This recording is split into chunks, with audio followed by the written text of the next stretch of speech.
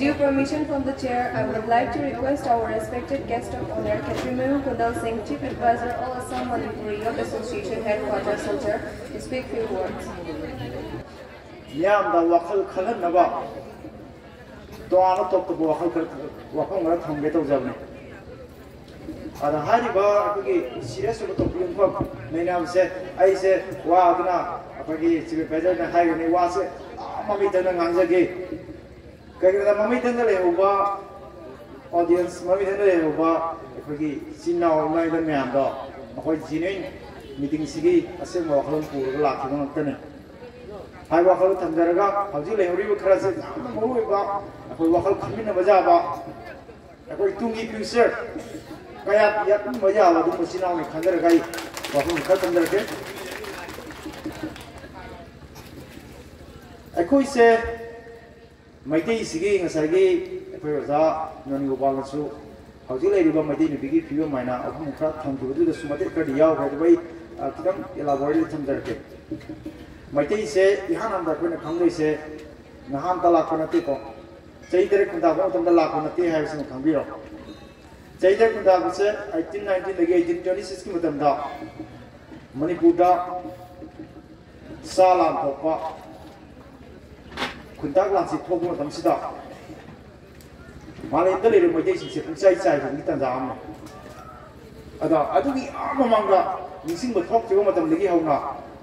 Masigi koi borak na paksa da mai le rakha aduga Brahmapura da lei riba Brahmapura valley da lei riba haidi asona Sibsagar adugi amma ma da lei riba wazai amma ma lei riba moi myam sina khara thinga la ki bai tare adu Sibsagar da lei riba ma lei riba ma apar sam lei sing sidi saranga 15 century gi duai da awam ning dau sargadev sumu hai bisi matam da la ki ne asmaina asam ta ra committee sing se myo khana jam khoi jam thing la ko sin tang je boi na moi no ut noi piem ga kan taw ye ba adu kai maram gi no hai ta ra ga di ai khoi gi hom sida ai khoi gi adhikar rights me am se minimize to no hona ne a khoi myo bis bu thawak khra phanga uk thana char ga hekta nuai ra ba phi bajam se la nuai ra ba no Maitei se lai ki masani hairami se God lai ki masani haibana teba asing mati haibdi aikoi da myoi baki hingmagi mamal yauduna hingmasi supam pam deba hingmagi mamal se kamaina lepi aigi not culture plus mi amana mayam utinana lakhotam da masagi adhikar hak to Matik sana phang na hing dunia ma koi khushi mo khang na hing bai se ado wahang ma koi hang se ba ngasi asam da ngasi lei yo mai sing se 1947 India independence phang ro matung da ekoi se isagi hak adhikar unsigi mamal khang na ekoi not culture loan sanskriti mayam se ngak na hing ngam ma bra hang ma question sida ai gi wakal ko aduga ai khakte gi nate masigi Assam sida lei mama lei riba intellectuals mayam ma ekoi hauj tang ma se koi Manipuri side person samge koi respected aproga ngau jik mar so heavy re ekoi yamna mina tu hat pi ba mong da jamna happy ro mong da jamna deprived state da lei riba tau to ekoi not culture sanskriti ekoi loan si jam ong thak ta lei ko asim likang bio Ado, how's it going on? They know, see, my couldn't need the white. I know, I think say, MLA, BC, say, did not take on our MLA Laga, Mayanda, Manatoban Topa, Mari, Tomato, diplomatic Matan, heavy gray. Hagat Hagat Pio, Tomato, I couldn't use the Salakana, Muna, bigger Davadi. Assam, you may say, Sarana laughed at me. Mina Kama, she said. Internet 1,60,000 something kat evening. Kaya na ako yung population si Bunin na TV deba layo mo mayam sina. Ato na maram warga AAMYA na matong kram mamanga Assam na layo kung khudingmak tatsalaga ay koy village profiling okay. Village profiling ay sa masing TV ka tanate. Asigi kung sida mi kaya sarkar ki thawak tawi mi kaya private ki thawak tawi nupi kaya no nupa kaya no lain hebi masina kaya no haidabi masina kaya no khongtek mitang kaya lai school kaya lai college kaya lai mafam sidagi development block se kem lak lai MLA yaubra yaudabra politics kana kana tawi tawdi haina sima complete picture ko akoi khang na hona kiaba kai na da madu khang ri gi akoi mai dei samas na ri laina se kai noi se diagnose to su ya ro doctor na mi ma masa ba na hona ba mai masa da le ana ba me am se hana lai ngo honei masak khang no ne adu ni ko na hauji ko society se na re se me am ko lo na khang ana se ko identify to ngam de aduna apagi ko na hari ba ji village profiling ko se masi to wo ki masi to wo hor ko da me ne ko da discourage to we moi na to se aseng moi information hai no ko moi ka gi to de no hai si se hai du ro ka na ko ga wa ta ni hai ji me hai ako kana da su post to ke just simple ke no ma ai hang ge ne asi gon si da le ri china hong ta Chingdong Leikai gon si da nu pa ke le nu pi ke le par hai ke ta ngomoi da ko za ka ba gi ga no ke le angang si machine ke le sei trai bani ma khan ke ta tu ma khan hai ko nam ta ko well inform oi ge ba well inform oi da society se ka mai na ko mang chen da de no kasi oi to ke mi ge mong na su jo da mi ne hen ne ai ko si MLA da tra ke MP da wa mai da ko support no jinin a ji su hasan biram na to wa mi ta se na support no ta se hai ta ga di chalu re ne asi kunje support no ta na tra ka ko ma samdre mai ding support no mai hai kan noi da kari no support pai se hangani kana ka support no no kamai ta do no akoi complete picture ro hai ro ma mi le da sine ba ko se sta kana to hai ro na mo ai channel sta ko ngasi asam le mai ding gung ka complete ta ma pi mi kana le ge ba asi kong se mi su lai nu ba su lai nu pi su lai ko ting dang su lai lai he bana su lai lai ta bana su ni akoi isara sai information se ko correct to di mai lo se pas asi sima ai ko Chingdong Leikai se meeting to mo tam da du ki tham jara ma mani asi mo na khamina si second da ina sai si ni problem yam le re loan je sidar ko degi akoi sina khara na associate official language tali khara na school me am se mutar bagi si mutta na ko honari khara na mai ke am ko conflict lai akoi mai ke ro adu dai asi puno se kai dilai no mainly akoi sponsor ko dei ne ba akoi na solak ko degi sarkar thau sabi de ba masi lai ni biam se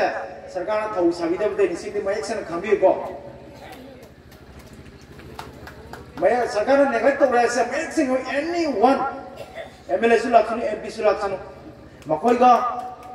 power da bunna budi ngamjara kai na da kodi adugi political power like adubo kana to nasi mari jena si debate to nasi ge diko ai lai jare ai am da hange ba mai di society se neglect to bra to price ta seng to we madugi chap taw kudam 1 2 3 mai gre ba ko kwai di to kudam di yana na hai ge ba akoi uji ke loan matang su ai jam na ro ai uji ko tama sang su matang pura ke to ne loan su phangde adogi masagi mai ki khangde adogi paisa ro pagi sel dungi wal khangde thaba inkhang ine punamak se masi punamak so to no lambi je to na haire ga di sarkar se mokok sa gani na daga akoi masi ne complete myam lai ne ba masai uta de MLA haidam du ne mai ga ma do kok sam lai talan ne ta na suna jelo me so jesalak na sarkar na pare thang right tham men asiti mi da hair to ini hona to da da podi to ne to ko ne ba ngasi Lakhipur bugon ki mayamang chele Lakhipur bugon ai ka adu oija bra khopra sakana pam ni Lakhipur bugon to moi ki param tiro na thangatan taw sine ba dali bo adu ni moi pam to ko ni ada akoi di jangkana sakana pam posak na natti ba muti esi ada akoi na isa akoi na ka to won chang na tra sme yaro ada autonomous council se diku tim daka wadi ke gna da aham de mini hing mate batam tai se power ai positive sakti ai positive nya ba sakti po hayo positive se yaw na malen da ka jati ekta maka chata ya ro ko asigi democratic state democratic countries da miut am ho yaw na hing bai sibu masi yang nongning mo wari ne ba atopa jati amana fai akoi sunai da su Lakhipur da su hailakan da su to ba jati sing MLA sing da ai person level ai amu tine khang nai ai ngona jam phai aduga mai di puno ki di phara driver no chu ya ro di po to manado posa ai se so manado na legani makoi na phone su khal chano hu na to ai machi head campaign na te ko ai na hai se hauzik aikogi mihu patok tai hai ne ba adu ma komo chek taw kun tam da mai dei na ka ba ya ga ja hauzik lei constituency me anda asi su jam wan ko kane ba adu di kare la mele mihu dai bi kai no aikoi na ngasi sarkar da piri ba tax mayam se tum hawla ko dina tum dai tax bi po dai bi su tax bi lam ni su tax bi jung ni su tax bi gari ni tax bi akoi paisa tum sali me sarkar da asigi revenue mayam se sarkar na jedro ko tum dai ko phang na ba phang de kamai phang de no kai na ko mu to lai de na akoi gi awar mai mayam akoi gi kurum sa da mayam deprivations mayam problem mayam se assembly da ko pangam de ba mai de school ko loi tak sala ne khani la thawak su pangaroi Lakai na the lam mina roi lesan kare lam sunu basu lera roi apai di paisa hamuk sangam da isda paisa lain ko pale na den lam ji jo thoga chale taw na barha lai lei mem jaw re lam jo thoga thabak to na ya di lam jon bi garo adra hojik autonomous council je phanga ga di akoi high problem se amuk ta loi sup na phang mo jai ba adra di autonomous council ai kai na su khamina se ba development council ai se akoi si mayam si khara chapon na pasal ba kaji kaji mateng pa na wa pirak pa economic package masang government gi samstha masa mi masina akoi gi overall diram puding sok pa sunya ya ro hauji hauji development council de lei aduna bo akoi gi res kano yes expected akoi iche na lai ma jam phobon bine du sarkar na kana to bida bina akoi da masagi ma na sin no koi de bi de na pon no dia ba akoi na tal no autonomous council ai si kai no ai ta di the political power lagani executive power lagani ba ko oi lagani ba akoi asi he phang ko da sarana member kun mangam sarkar pe gani MSC member of autonomous council se member of legislative assembly ka MLA ga haikhre na ko ne maite gi area sing se asi khaidor kani sista villages na ra ko constituency jala kani kunma jala kani rida member of hakani government member of government gi khan ne ate le mo sing di akoi maite gi ka ga ne ada hari ini sini mai mai mohon sini sab sab na saya MLA to di saya sih tahu kani tahu tahu autonomous council lebih ini ada MLA sulit pasal itu ada panchayat rasa mau maju lagi raro hari ini sini only ekona education art and crafts atau itu mayam mayam pira kani kalau education se higher secondary itu thago piba higher education dia kamu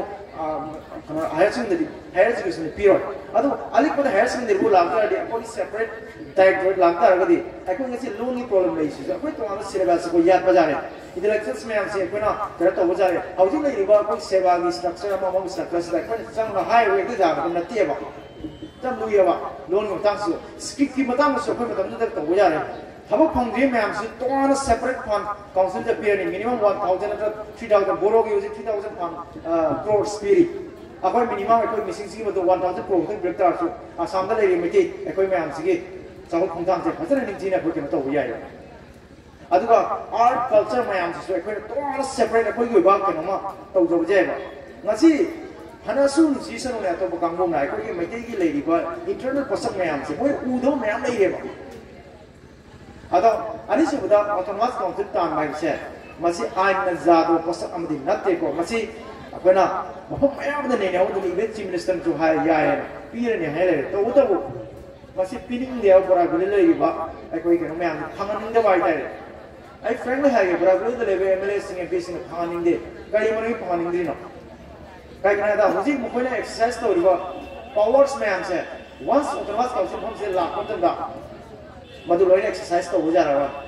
akoi gi lamdu sing je lei bujara ro moina ngasi isina oni akoi na nang lamdu lam dang lam ai mona jo lagadi nang mayang chana mo se khali ka ta na piu hai ra ne ba ado ato mo jom de jo mo tam da sai je kun da mamul do sok tara ya pi hai ko na pining ni asu so ne kai nang awa ba nang ka to no ba ko na ba ada karigo polisi mai ro na lam do mo to jo ba ja de only mai te gi lam mai ki to lai gi to mai ga di nang yon ba ja ro ba aduna asigi polisi la ni lam do mo mai te lam do ba ja ro adi mai te ki poto mai te de sum lai ra ni ani so wai da mai te ki mi hut la ni ai koi ngasi MLA de MP de kuna makong pai haiser wi posong ma kar wai tri ani so wai na mai te ki MLA ka bi ka de se Lakhipur de por jang mai te ana 25,000 mo le ra mi do Kiam lagi ba, ini ni kata, ada atau begini henggal lagi, ada lagi constituency zat pun kami sudah, aku isi mereka cakap zat ni na, aku isi kau tu isi sangat sedang buang ni, kau politics sai adu udi London da England da Rishi Sunak aina moi mama ba Indian origin man prime minister ko tau ge tau ko ja da pot ta leiti tau ko aina ai general ke no dunyo ai se America home da Nigon sun president oi ba ado ai ko isi autonomous council ji kai no hai da autonomous council se sarkar ma chang Assam sarkar se lei lei na Assam sarkar ki manung da lei ba sarkar ma chang ko complete ai bang loi pot no lei only law and order se sarkar ki da lei ga ni police administration da kene put ab jaro ada ati de ko isa ne sal ngak sa bajar ne ba self administrative mechanism ne ada masi AAMYA na masi tal ko cha AAMYA sa 1960 model la glo tu da matam di han sin 1969 ha no convention la wa kholon de phungdo ko ni ha dai ta kam la 71 war he bangladesh ko war tho ma tu da hai ba sa intellectuals na mu kaw na ga matam kam la last da ai ko generations da ko na Imaino sing komoga saite borso komaya komoga haire posakse de kuna puthona hona jamne amkong yause kaina da asigi yause kuna thoi yaw da taragadi ai simdi mayam da sintang haijegi ko haire posakse autonomous council le phangodraba ado asam na maji je kong ngwai na lei ai mutkani ka ni haijaroi ko warona gani mayam mutkani ka haragadi ko ado ai na di haidaba atopana di hairame ko atoba jati singa Assam autonomous council phangre mai di mut ani haira ai di hai bang mo kai na dai isa ne sa mut ne ai da madu phatta pasam ni adi mut dai ko da lei ri sinau me warom ne ne ba ada mi na hai se ta bus tam se ba adi ni autonomous council tan da re phakari to tai aji hek ta mu mi to ai kan to ge akoi hai je ge Assam da lei ri ba sinau sing se thau phang da gi samesya lei ri ba like ki problem lei ri ba loan ki problem lei ba ji kan le ra school ka sa mut ne oja su phangaroi ada kaya ni migi kena tu tahu ni muai na cak jela ceng jela ga hawai jela ga kena cang lagi tu madu supatte. Ai kau ki resources mayam je, kau ki lamdu mayam je, kau kemana sih nak ni? Hai mana sih pusat tu? Aku agriculture ki ngasih macam ida. Ai wahai gini, kau ki sing sarkar tu juga kani memang tu farmers lo kani Delhi tu tahu lagi mayam, lomi ni tahu yang belum tu dah. Aku macam kan kamu ke farmer ki lo sih kai kau. Moi kari mangi sakana karma lom ko phirep to mena yak de no ka khang de kai na da asuk kama lai no lam tu mayam cha aku economical sina je ko isai sa gi ko ngam ka to ni ni ona ka suon mani to ka chak chana mas de gi potok thok na ba abi masi ke to no se kai gi no kan sakana awareness pd ya ba autonomous council le di mati ngadani la ko do hari ba ka gi da state ki pukai du dana ta sagar pukai du da khoi su hai ro ko na da tawraga pi re ga khoi ko ba ka sin wa phang ma dai mai te gi go da on ta lai je ko cha na thana ge ngasi kar ko yo to ba tilong jing ngi da ba lo charai na ni tum jing no charai na ni ha khau jing no charai na ni ko kain ka lai je mun na khalu ka da adu chakap chani ngai ge khoi se puari da wang na le me mati magun jam na lai gyang jam na lai sawali अकोगे निदोरोल Singh Meena जामने काय कुनै मटु पथोना लै हाइबगे अदो वादगी लोरिबदी इमाइनो सिंह ngasiगी केनो सदाइन हाइजनिंगदी अकोगी इमाइनो Singh अकोगी बाइनो हाइबगे ngасai madam अधिकारी ma'am केनो हाइबगे नुपी हेबसे अदुगी मटिक लुयेबो ngasi mayam mamang speaker sang अकोगी बाइनो हाइबगे ngasiगी थोमसिदा अकोई नारो सिंह थोय याव जसकैगे अकोइना ngong na campaign chaki utam da ba Kanam ni पैसा कहीं हम कोई ना हम ये वाले ते कोई साना बिलोक से कोनो दा कैंपेन से के कोई गाड़ी मोम की गाड़ी तारा होता होगा अदा मैं हम लगी खर खंगोच से रखा अदी इसाना न तो जो खा पेनो सिंह हाय तारे मैं हम ऐसे राम जनर का ये ही चिनो हम मां को मैं हम पुथोंगर चले बा कोई चमिना बिसु का कोई पुथोंगर चले पुना मैं हम हजारों बा पुला करोड़ में तो के हेन चले बा साम को कोनो चलागा adu mokta su masai posak se gyan ta han su ya da bai tai aduna narwal sing actively punggung de ka thopiro akoi AAMYA da any type of questions hangiro autonomous council si matang da masi kamai tan si ge na sarkar sina chumi noi tale de hai noi tu tau ga da so hai pi ne so hai adu chap chap de ama ko de subi pi de adu gi kare mo kamai tau tu no hai ko posak pi de adu ona tinam ram da akoi gi si ko autonomous council posak se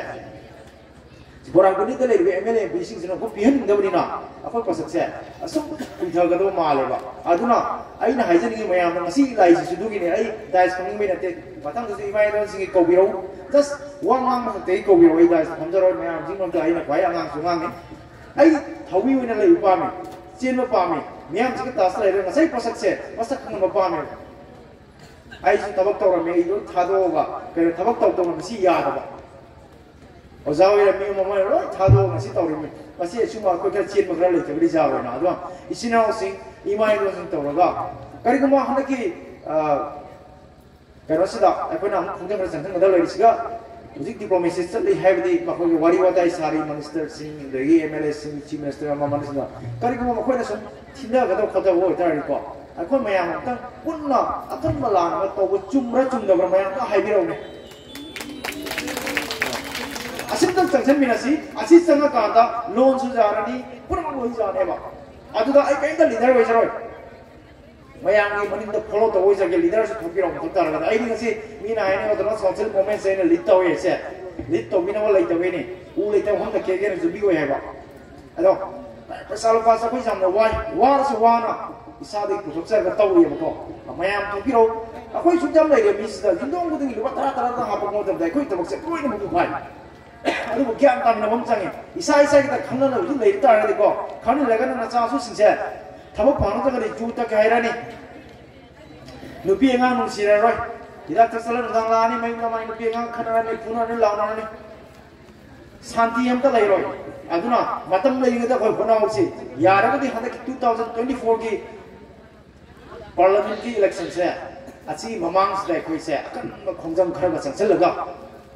ai koi pasak se mai pang ro hana si ai hai pasak se ko ding ta ma hana na je ge adu akup maro ngasi no mo chuna nga nga support me lei asam da already autonomous council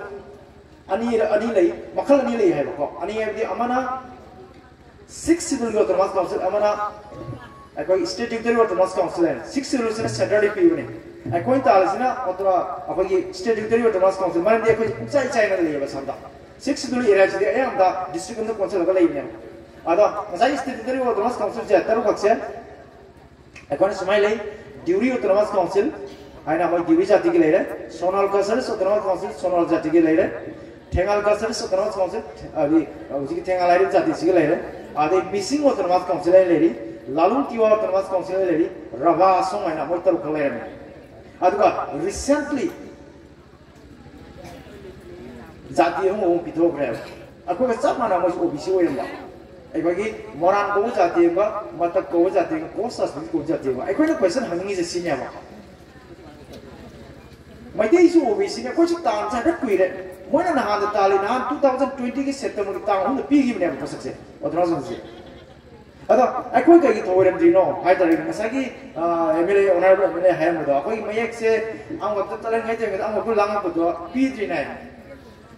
Moina pinning the idea high the walk. I point out a quick market man of the film Sava to Luxembourg. School since the Kayam, no, high than that. School since Hatra Tanom Medina, Tanom Leikai, I don't know what name, Karigi. Malon Tanomi right, Satra, and it was a school to Tapazan, Satra Taman with the Neva. A this school of Muki and the Satra to Kai Tamu. I couldn't hug me out of America, Mutka. I was a second class citizen in a lay with Hamizaka, was it hanging it? Sarkari against the Salon Governor, other Sarkara knowledge the big of the request mind of Rams. I could all the Pondoko, getting Sarkara said, I could get their second line of parents never quickly. I could hire Kiro Domini, MLA, and I could allow the Tongue of I don't know what she said, but it's coming with a machine. She was in Hang said, I am not on the deal of Canada. Masagi, my am the Aswell to Ponina. I do a simple to over there. I could say, Fool's Paradise. Can talk about Pangni with that when Tagala goes a Harawa, Zama, Aliba, Tamagama, the Canada, Nangami, Martin Ango kind have got. No, a little Mazati. I guess I got a Pungo them. I got now a Pungo them. That's the number going. I don't know. Masagi is the pigre. I got a question Tana Sakar, Morana, the person of the pigre, my teeth had over me. Mamma kind of pide, my days estimated to not people out there. I got OBC may have been you to go high level. As no demand is someone with the associated with highlight, other amount of script highlight. I now know no kind of machine like no of the man only higher. I know the Minister Haina go. So Sir, Assam Chief Minister, Assam will be 100% mean support to right? No. Nasi MLA say 100% mean support or no. Matam Punamaka divide legani, opposition legani, Kenava legani, leader of high say, people not to support to the other. Why not? Nasi, a point of lady, look at Sisu, a question society, no support with the current idea. Kainada, a question society, Makuk, Matai. Our Yams, people don't really come there. I'm saying, I see it's I say, Hazard the Bazana, with the Jore, Hazard, like the Mala, Tampa, I don't know. Basic needs, I call basic problems. Study to them, people don't come nowhere. Other Sana, high possession, the Caribbean, point of the Land of Vibro, Mioka, my talk on the Wismada, only with him, talk in the Tanzania. Yes, Mioka, Loan is Misada, only with Loan Tanzania. Yes, I do so like as you cried it. Adu conflicting with the Autonomous Council, Loan Tali can do the AAMYA. Autonomous Council, big no, Haram Brahanyeva, no hide. Skip Talikam the Haram Brahide, Tabak Talikam the Haram Brahide, the Manada you want to take. Someone I could, my give me this another son of Yoni. I couldn't hire in a Masigi, Autonomous Council said. Assam review is later international Punamana, Amatoina, Lepaga, Tumena Lamoraba. Worry never, consensus never. Madhu Budam the Kaino had a Mamanga, a convention cap under the 100 recently, 2022 gi, May Tam Kumapanda, Manipur gi, Myang Chief Minister, the most honored Chief Minister of Manipur, Sri Nongkumon Birin, Masam, Yang Chief Guestoina, Silsagi Raji Bobanda, me listen Omuki, Naran, Nga, Table the Zairaga. I must sit down about it. Must sit down the eager Hiva. Now listening to the winner. Lakhipur is number one results in Kaino. Have the number one results in this to my Eva. Autonomous Council have said, Assam the lady, but Naharo, Al Nah, Galero, Punamna, Assam the lady of my tasting quality, to walk quality Matotava, I Padraba, Isunia, and Laure has the Zanara. Number two. Lady Van Harold Singh, they will leave no stones unturned. I see Pangthokhiba kind of whatever. Out Pona long, I see Tiraga, I see Pangam, let me see Tiran Senior by Henry. I also without love results and now Assam look, Chow, Nupi Laan my Magi to Anba minors issues like Narasu, Autonomous Council Sida. Asia Kanata, AAMYA, Autonomous Council said, AAMYA leaked of you, AAMYA Sanction, we equipment lady harvesting to haikhre. 40 associations, groups, organizations, clubs, participate to Keba. I do a quick terminal like in cinema. I did love one night, he said, Kira, Migrant, Hazelea, Simi said, Mala was a personal canal finance or the man who sells a Hazel of Yahweh. I love Java, can now love me to Tokyo. Masih soalnya nggak bisa tanggung yang kalau mana tu, tanggung masih nggak mesti tu masih jalan masih nanti ngang pang tu. Atau aina ini misalnya masih lagi nak kerana tapi baju mami ya orang tadi, buang masih dah buang sangat. Imai itu sejauh semai mai ini lain semai mai buang sudah. Yum dah wari mana lebih wari, saya sendiri sudah. Autonomous Council saya pangjaga di muasa, ini masa. Noi mathangi noi ki kena se generation noi ki future se amam mani ha sidang halbiu ai atai di toina kana tamjaro ne mi pro loi phangna to pasuna the ni jai ni tama ja da ko suna na te ai na se honorable mele da Autonomous Council matang da ko mo da highway da ma ki na hai de ba kai gi no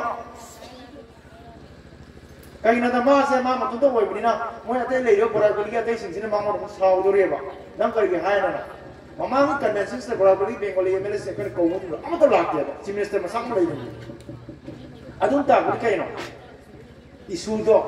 ai mana personally ning sima ma hai na kai contract pa me mo karoni pa ma karoni pa bra contract gi pa ma hai ro mele se mo na am lo do we gang se wa ni ai mo gi pa ju ra ko contract yo online nó tao rồi mới này em lên rồi mình sẽ rồi no ai gan tao lâu thì hả tôi thằng ai đi suy này theo ai nó thì tao ai này xin là khối đặc biệt khối ý sự nó tao ngàn biểu I clear cut high game. Assam Autonomous Council Bengali kind of stroke of the lady, Muslim kind of stroke of the lady, Bihari kind of stroke of the lady. Here, not to my program, Marilla, and Canada, Miss Saklam, some Saunico. Labuti Karami, the Waga Mount, Gentle, Miss Hawkanimaka. Adwana, I said, Jama Waraba, Saklam, community, was around from community. Who the was a market, who was one Lazaro, Sawakaneva. Adu, I said, satisfied or put them up. Pilakon and Lodico, what I saw, Johnny. Assembly, my teaching energy says, my teachers, I'm energetic with what dynamic group me. But we couldn't buy like pick Manipuri Autonomous sportsmen, ma'am, scientists, ma'am, lady ever call. Although I see me have the kind of toy, okay, I put the genius, I put the gin, I gin, Deva. I don't know, I could say. Assam Sarkana, Karikumbai, Queen of Pilam, Vitaragadi, Echo rights, identity, among the protector mechanism to be targeted. Assam the lady, my teachings in a Mormon, Assam suffered for the call. Assam said, multi-dimensional deployment over the call. Assam the lady, Charlie, couldn't take my dear, Korean to long organize it. I know how this is. My Assam leader from the my teaching said, Sapsan enough. Pangthokhiba, my teaching, Masai said administrative structure, and the Majis Langamon, Kalidamadu around money. Tonkabu, my dear is Sarai Halagadi, as I was also for Haramidi, this is people who was Haramidi. Sarai Halagadi, Ratarism Satira Canana. My dear said, Mopin Motanda, Mount Ritil and Mams, and Loina Sin of Janeva. Assam the lady, Masai sportsman talked the guy said. According to deprivation, make up to sportsman cat, occasion, scientist cat, occasion, Canadino, a Sami Canadu never. By take a thing that there was something with Charty Grimu Canadu never. I see much what they did, leaders of Haiva. My Dino Autonomous Council from Bada, I'm the interest, sorry. We are not doing my teaching is a whole of them. My teaching said, Tamusa, Wayama Kanguni, Matona Leva Kanguni, Adagi, Bevaraki Hanagi, Lonset, Jumaro, and I make single enemy. I was in Labina. I think these artists in Sumating Jamogani, Labaki, Economy Soccer Sumating Jamogani, one of the Mating Wagani and I don't know Manipuri Autonomous Council from them. I take a thing that these artists in the Pangani of Jima. I can say, Rakuli, my dear and Amazon of Zani Poko, ML and people was hanging it. Adua, Masiki Karosita Makunis Mating hanging it. I do a try my way with it. I call it Sasa. You know what the Lami on the Topiro about? Lami said, Hang Paisin, no Paisin, high when they go. A single Mikanano. I could get a palm on him, said, Matin Lane, Matinum. Maku Pong Law, Momodo, Semblani. I quite put a Toro, Soro, the Lausi, Lamito, the Salam Mayam, the common Zeba.